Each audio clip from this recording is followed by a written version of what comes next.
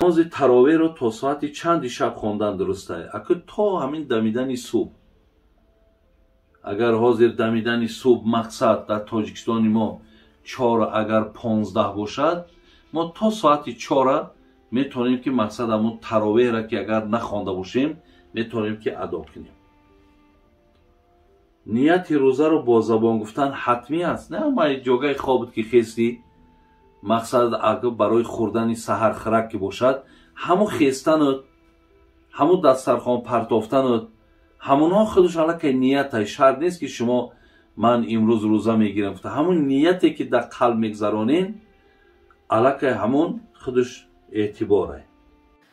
салому алайкум бародаро, бародарои ширкати шифофармо муроҷиат дорам. Медумам паста М+ барои одамое ки хунук доранд, гардишшона тез мекунад, ҳавсала раванд мекунад, хориҷи мания баланд мекунад, дамани ягон микроб мания ягон мекунад.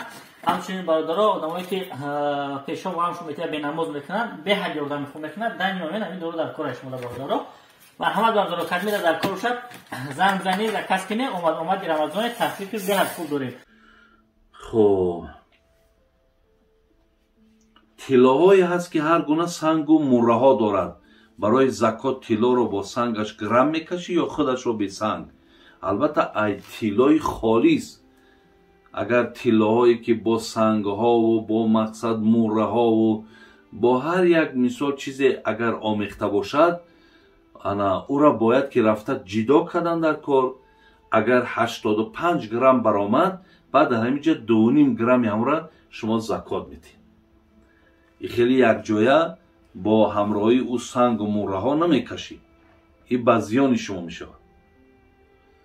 хуб, устод занҳое ҳастанд ки бо дасти чапашон хӯрок мепазанд. мегӯянд хӯроки пухташон ҳалол нест. ин дуруст аст? не, ҳеҷ чӣ боке надорад. хаки дастае, ям дасти чапам дастае, дасти ростам дастае. одаме аст ки ба дасти чапш омӯхта шуда хӯрок мехӯрад. барои ҳамин ба тавсия ҳамине ки ҳаракат кунед ки ба дасти рост кунед. агар одат карда бошед дигар натонен, иншоалло ягон зиёне надорад. ва ҳатто агар ҳамун қасдан ҳам ба дасти чапш хӯрок ҳам бипазад, хӯроки ӯ ҳаром намешавад. намозҳои қазоиро 4 ракъати фарзашро ҳамаро ба сура мехонӣ ё не? не, ҳамун қазое ки мо шумо дорем, ана ҳамун 2 та ба сура 2 та бесура, ҳамун хел мехониш. қазоиро ҳеҷ вақт ба сура намехонад, яъне 4 тара ба сура намехонад. ҳамун тарзе ки челе ки ҳамун пешин май аср май аз ман қазо шид, ҳамун 2 та ба сура 2 та бесура мехонем. мегӯянд ки тифли навзоде ки агар духтар бошад дар ӯ азон намегӯянд. не, ҳеҷ чӣ боки надорад. агар тифлҳое ки таваллуд мешаванд, хоҳ бача боша хоҳ духтар боша, ҳатман мо дар ӯ азон мегӯем. агарчи ҳатман ҳам набошад, лекин азон барои духтару барои бача фарқе надорад. хуб,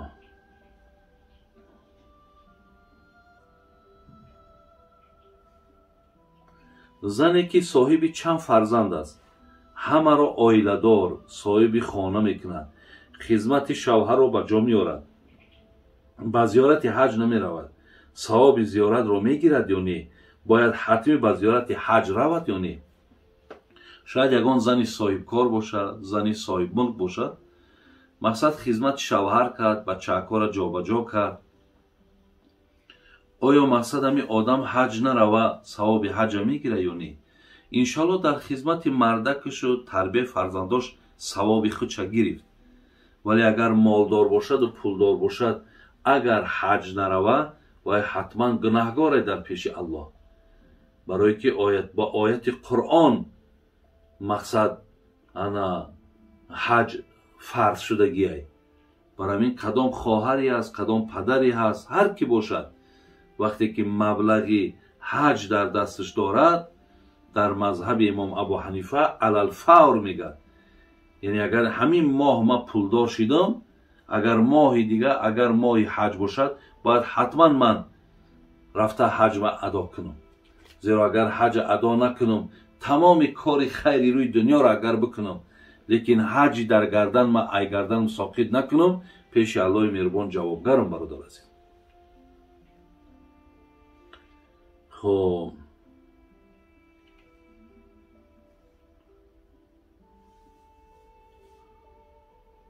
نماز تراویح رو تا ساعت چند شب خواندن درسته؟ اگه تا همین دمیدن صبح، اگر حاضر دمیدن صبح مقصد در تاجیکستان ما 4 اگر 15 باشد، ما تا ساعت 4 میتونیم که مقصد همون تراویح را که اگر نخوانده باشیم میتونیم که ادا کنیم.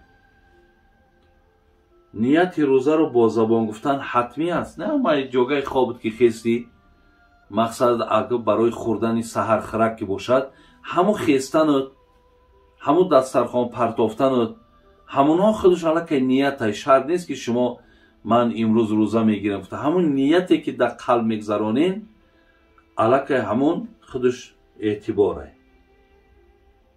خب سوداگرانی که چیزهای میده چویده میفروشند، حساب کردنشون وقتی زیاد میگیرد، چگونه باید اونها زکات یان؟ اگه سوداگر البته چشمش خودش دیگه علاقه بگیم که ترازو شیدگیه، یعنی اگر سوداگری که در اون دکانش میدراید و میده چویده بسیار دارد، اینها میتونن که با تخمین، یعنی تخمین اینها حتی خطا نیست. مثال اگر هم که دکانش نگاه کنه، در تخمینش اگر $5000 گذاره، برای آنه که شبهه از بین برود همه را 6000 حساب کنه. خدا خواه شبهش هم دور میشود، زکات هم انشاءالله درست میشود. خب شخصانی بیمار روزه گرفتن نمیتونند، اینها چی کار کنند؟ البته شخص بیمار الله مهربان رخصتش داده روزه را میخوره. وقتی که تندرست شید، طبابتاش تمام شید، خدا خواه بعد روزش قضا روزه میگیره. خب روزه رو پیش از شام خوریم یا بعد شام؟ البته به البته شما میتونید که روزه هاتونه همین اولی وقت که در آمد، حاضر من کلندر را نگاه کردم در تاجیکستان انا 7 و 9 داده است. روز اولی رمضان 7 و 9 داده است. اگر ما در همون 7 و 9 از 7 9 تا میگذرد، اگر در او روزامون کشویم، مقصد نفس همون آرام کنیم، بعد اگر در نماز شام مشغول شیم، اینش بهترین عمله و عملی هست که الله دوست می‌داره.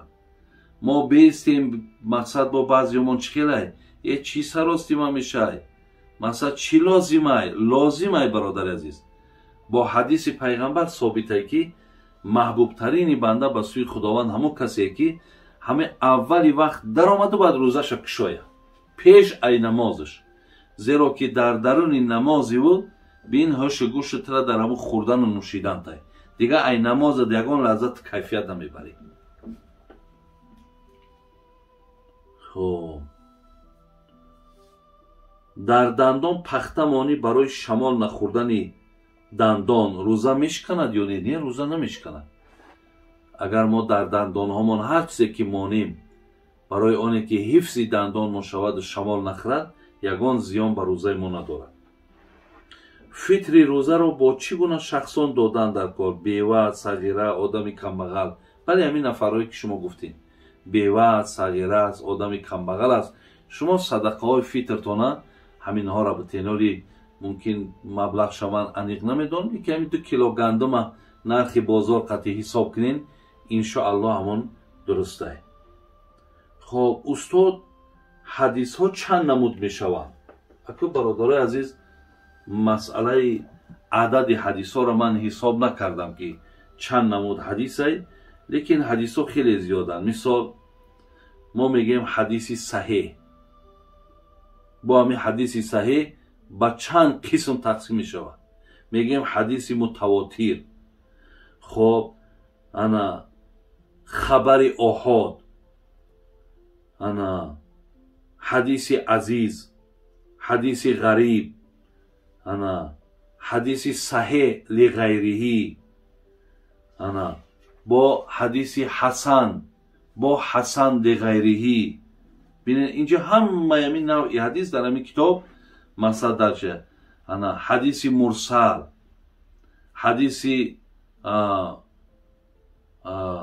های مرسل هستند، حدیث موضوع، حدیث متروک، حدیث منکر، حدیث معروف، حدیث شاذ، حدیث های قدسی، حدیث مرفوع، حدیث موقوف، حدیث مقطوع. ببین چند نوعهای، یعنی حدیث ها خیلی برادرای عزیز نوعهاشون زیاد می شود.